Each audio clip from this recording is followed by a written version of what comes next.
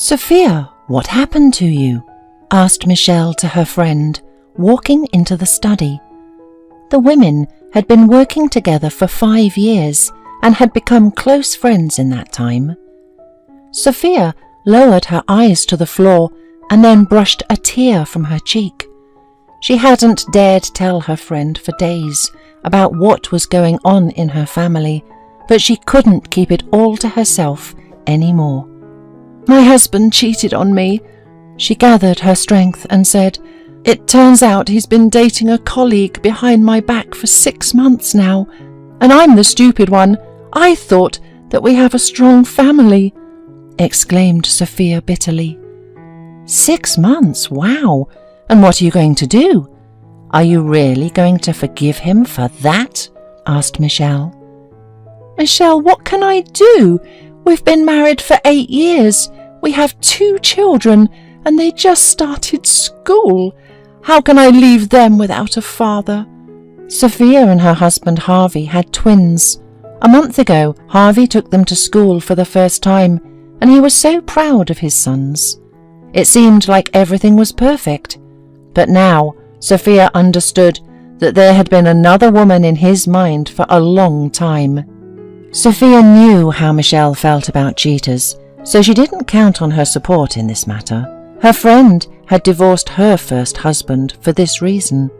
"Sophia, children aren't everything. How do you imagine your future life together? Do you think he will leave her? He'll lie and keep seeing her again and again," persisted Michelle. "He won't, I know for sure," said Sophia in a strange voice and turned away to the window. "How can you know that?" asked Michelle. "She died 3 days ago." Michelle's eyes were so rounded as to pop out of their orbits, and Sophia read the mute question in her eyes. "Michelle, of course I wouldn't do anything to her, but I feel my guilt. That day Harvey left for work and forgot his phone. I was on my way out of the house when I remembered our plans for the evening and decided to clarify whether everything was on. I called him and heard his phone ring. I thought to myself, what a klutz. I picked up his phone and something compelled me to look at the messages. They had been dating for a long time. They worked together. Apparently that's where they found each other.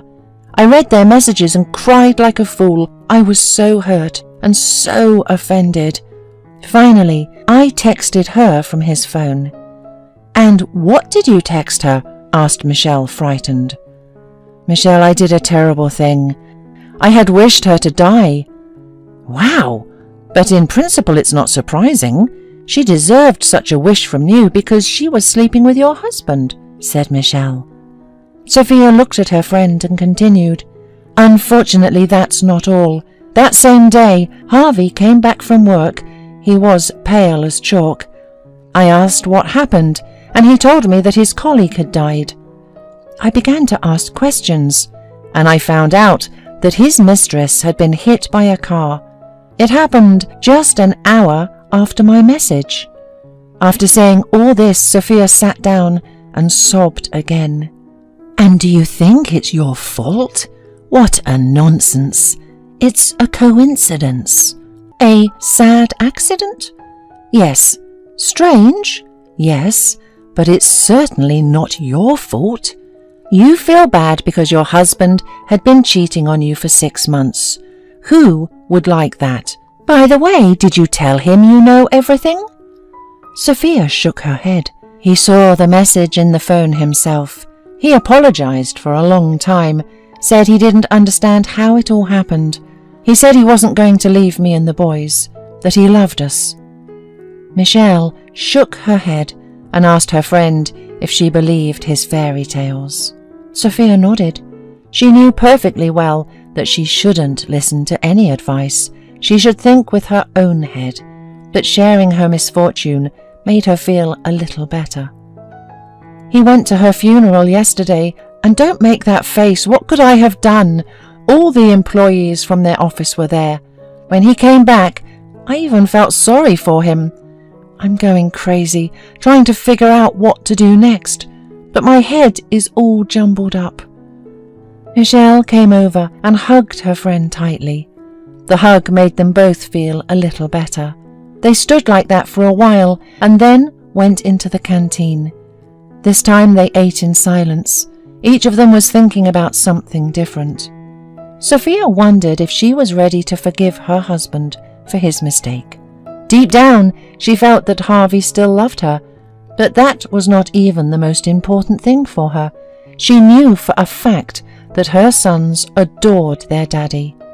"Maybe she has bewitched him?" asked Sophia, not realizing she was saying it out loud. Such an idea had never occurred to her before, but that could be it, right? They lived soul to soul, made plans. So many good things had happened over the years. Michelle looked at her friend in surprise. "Did I say that out loud?" laughed Sophia involuntarily. "Yes, Sophia, but if you want to check, I know how. Do you remember Mrs. Romero? Well, that old woman who dresses very old-fashioned and rents an office on the 3rd floor, so she reads tarot cards. We can ask her anything you want. How do you like the idea?" Hope flashed in Sophia's eyes. She suddenly wanted to know not only about the love spell, but also about whether there was a future for her family. She pushed back her plate and said that she agreed to go right now.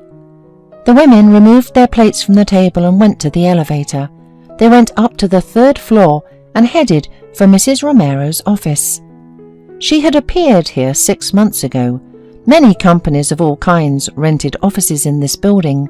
Apparently, Mrs. Romero was good at making new friends, because word spread about her quickly enough.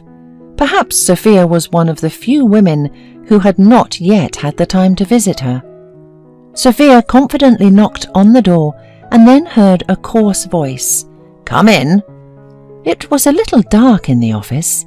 The blinds were closed. The light was off.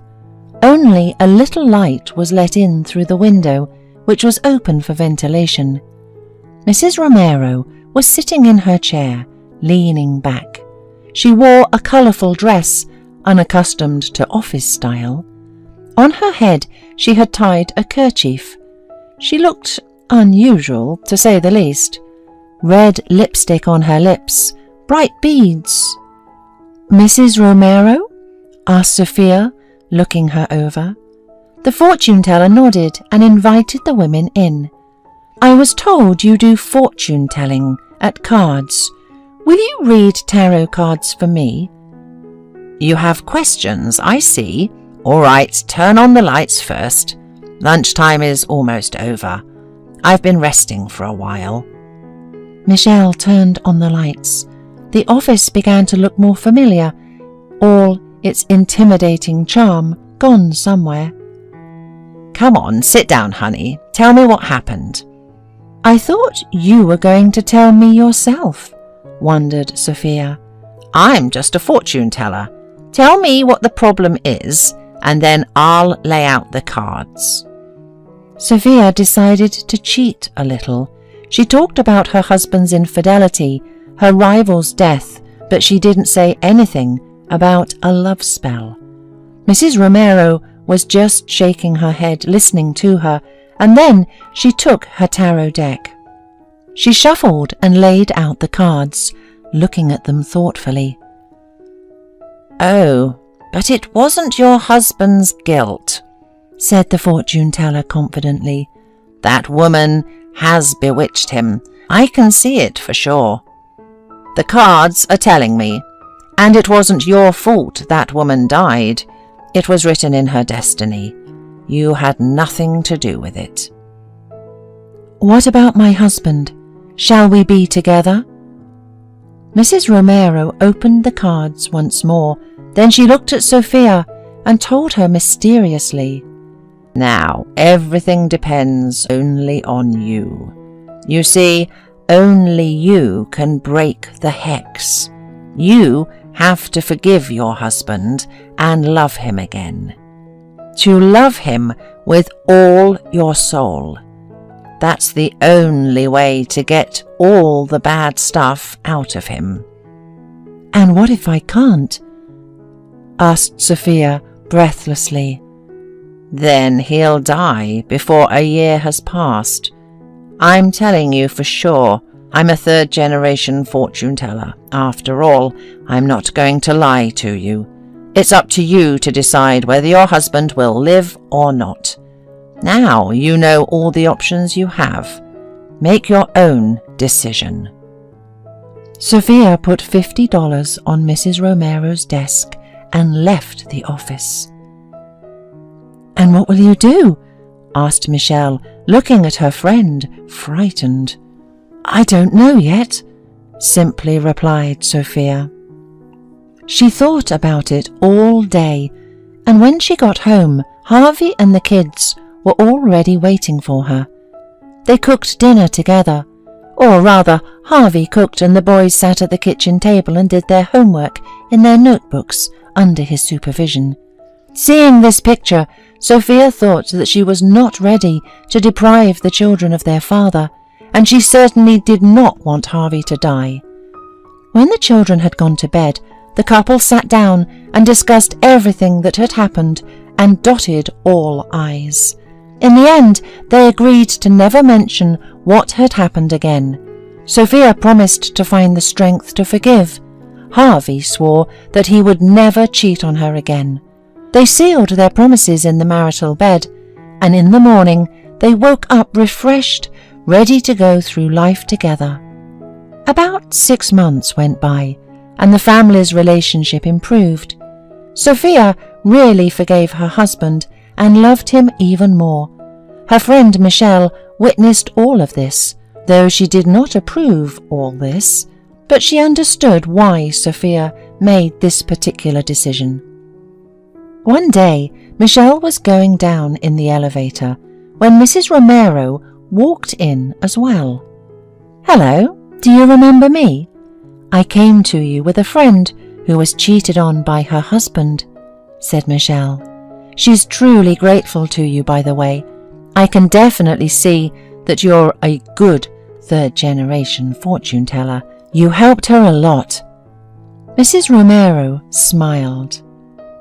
"Oh, I am pleased to hear, but I am rather a liar in the third generation. Don't believe all this nonsense. I'm only telling you this because I'm leaving this town."